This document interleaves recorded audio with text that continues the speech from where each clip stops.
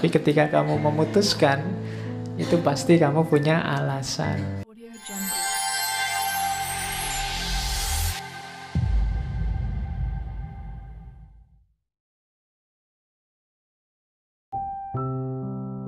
Pendekatan humanisme pada manusia itu meyakini adanya free will. Free will itu kebebasan manusia untuk memilih, menentukan tindakan, memilih nasibnya, memilih apa yang harus dilakukan dan apa yang jangan dilakukan. Itu dirimu. Beda dengan kemarin itu kan kita kayak mesin yang disetir oleh bawah sadar, dikendalikan oleh lingkungan. Kalau ada orang ngomong, alah hidupmu itu kan ditentukan oleh dunia sosialmu. Kalau versinya humanisme ini ndak 100% begitu. Dunia sosial mungkin mempengaruhimu, tapi keputusan kamu ikut dunia sosial atau tidak itu ada di tanganmu. Jadi dia percaya kebebasan manusia. Malah kamu jadi muslim itu kan karena ikut kakek nenekmu, ayah ibumu toh, sehingga akhirnya kamu tertarik jadi muslim. Enggak. Katanya ini ketika akalmu lengkap, hidupmu sudah mandiri, otonom, sebenarnya kamu bisa memutuskan masih tetap muslim apa enggak muslim. Hakikatnya kamu itu bebas. Kenapa kamu masih muslim? Ya mungkin pilihanmu dengan pertimbangan-pertimbanganmu sendiri sekarang. Tidak serta-merta karena ikut ayah ibu. Kalau dulu memang manut karena akalmu belum lengkap. Sekarang akalmu sudah lengkap kan? Lah kok kamu masih muslim? Pasti kamu sudah punya pertimbangan-pertimbangan sehingga kamu memutuskan masih muslim. Ya mpo, kamu sendiri yang ngerti. Meskipun kamu tidak pernah mikir sebenarnya kan, tapi ketika kamu memutuskan, itu pasti kamu punya alasan. Jadi hakikatnya kita itu free will, bebas. Ini dasar pendekatan humanistik. Ada namanya self-image. Self-image itu konsep diri. Kamu melihat dirimu sendiri itu seperti apa sih? Itu self-image. Setiap orang punya ini. Saya itu orangnya pendiam loh Pak, tidak terlalu banyak omong. Itu self-image. Kamu merasa dirimu seperti itu, meskipun mungkin temenmu, alah nggak banyak omong apa. Dipancing sebentar juga tidak berhenti jawabnya. Misalnya. Tapi kan kamu merasa self-image-mu itu, saya ini hitungannya termasuk anak soleh loh Pak, dibandingkan yang lain misalnya. Saya ini lebih intelek Pak daripada teman-teman. Itu self-image. Kesanmu tentang dirimu sendiri itu self-image. Kesadaranmu tentang dirimu. Setiap orang pasti punya. Ya paling tidak kalau kamu ditanya orang, kamu itu orang yang seperti apa sih? Nah, itu kan terus kamu jawab, itulah self-image. Saya itu orangnya sabar kok Pak.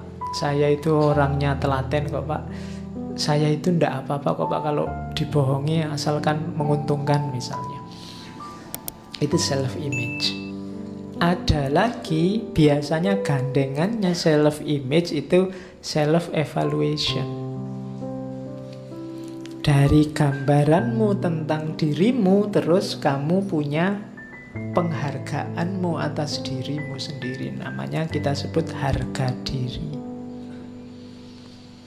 Jadi ini sebenarnya evaluasimu terhadap dirimu, penilaianmu terhadap dirimu. Kamu merasa dirimu orang soleh, kok yo malam minggu tiba-tiba yuk dugem yuk misalnya. Kamu kan tersinggung loh. Kok aku diajak dugem gimana wong orang soleh kayak gini ya. Itu kan harga diri, kamu merasa wah harga diri ini. Kan gitu.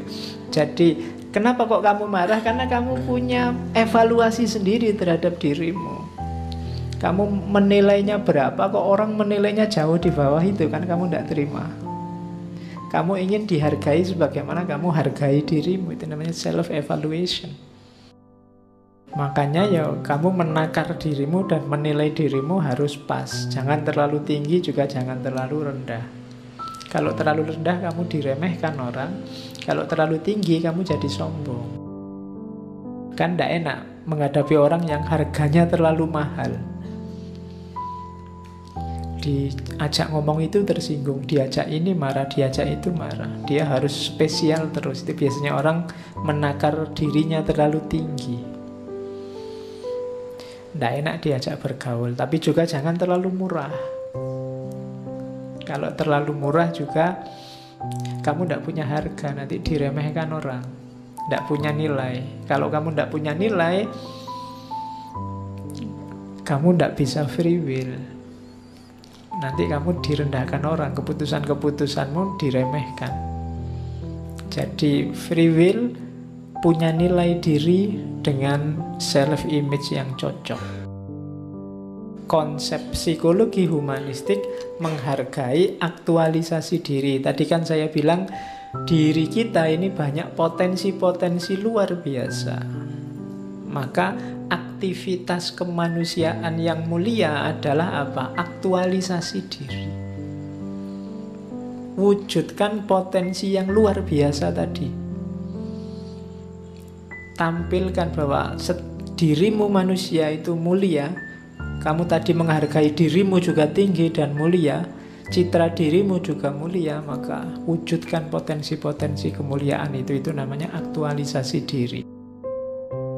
Kemudian yang terakhir, dasar psikologi humanistik adalah frame of reference. Frame of reference itu menyikapi orang lain secara empatik sebagaimana dia menyikapi dirinya. Ini kadang-kadang kan kalian pakai adagio misalnya, kalau tidak mau dicubit ya jangan nyubit. Itu frame of reference, ukurannya dirimu. Jadi kalau kamu tidak mau disakiti orang, jangan nyakiti orang lain. Kalau tidak mau dicubit orang, jangan nyubit orang lain. Ini kan prinsip emas kalau dalam etika.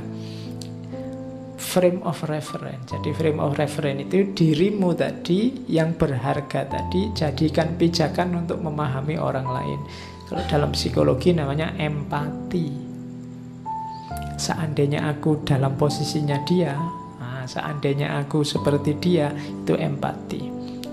Aku kalau diginiin sakit, maka aku tidak menggituin dia. Itu namanya frame of reference. Jadi saling jadi pijakan untuk memahami. Karena manusia tadi dinamis dan holistik. Ketika itu dinamis, kita tidak bisa pijakannya teori. Kalau pijakannya teori bisa kadaluarsa. Maka update terus teori kita terhadap orang lain dengan cara apa? Empati. Memposisikan dirimu di posisinya orang lain atau sebaliknya. Memahami orang lain seperti engkau memahami dirimu.